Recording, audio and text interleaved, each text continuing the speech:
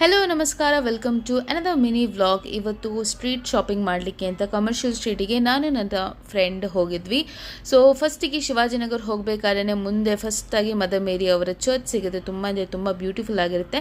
Next time ಮಾಡಿ ಅಲ್ಲಿಯ view ಎಲ್ಲ ತೋರಿಸ್ತೀನಿ. ಇಲ್ಲಿ ಕಮರ್ಷಿಯಲ್ ಸ್ಟ್ರೀಟ್ ಜಯನಗರ ಅಥವಾ ಚಿಕ್ಕಪೇಟೆ ಯಾವುದೇ ಸ್ಟ್ರೀಟಲ್ಲಿ ಹೋದರೂ ಏನೇ ಹುಡುಕಿದ್ರು ಸಿಗುತ್ತೆ ಅಂತ ಒಂದು ಬಿಲೀಫ್ ಬೆಂಗಳೂರಿನಲ್ಲಿ. ನಾಳೆ ಆ್ಯನ್ಯುವಲ್ ಡೇ ನಮ್ಮ ಆಫೀಸಲ್ಲಿ ಆ್ಯಂಡ್ ನಮ್ಮದು ಥೀಮ್ ಆಗಿತ್ತು ರೆಟ್ರೋ ಥೀಮ್. ಯಾವ ಡ್ರೆಸ್ ಹಾಕಬೇಕು ಅಂತ ಯೋಚನೆ ಮಾಡ್ತಾ ನಮ್ಮ ಹತ್ರ ಡ್ರೆಸ್ಸೇ ಇಲ್ಲ ಅಂತ ಗೊತ್ತಾಯಿತು.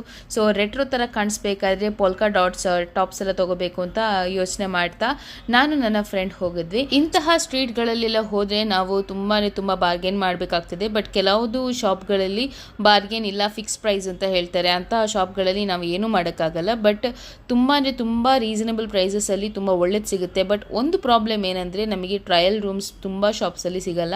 ಹೀಗೆ ನೋಡಿಬಿಟ್ಟು ನಾವು ಮೆಷರ್ ಮಾಡಬೇಕಾಗುತ್ತೆ.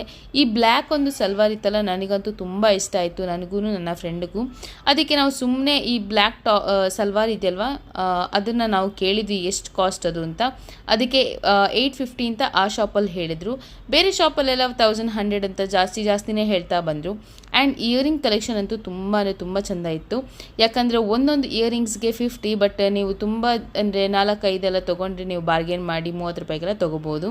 ಆ್ಯಂಡ್ ಈ ಶಾಪ್ ಬಂದುಬಿಟ್ಟು ನಾನು ನನ್ನ ಫ್ಲವರ್ ವೆಡ್ಡಿಂಗ್ ಇದು ಬುಕ್ಕೆ ಮಾಡಿದ್ದೆಲ್ಲ, ಅದು ಆಫ್ ಶಾಪಿಂದನೇ ನಾನು ಬುಕ್ಕೇಸ್ನ ಫ್ಲವರ್ಸ್ನೆಲ್ಲ ತೊಗೊಂಡಿದ್ದು.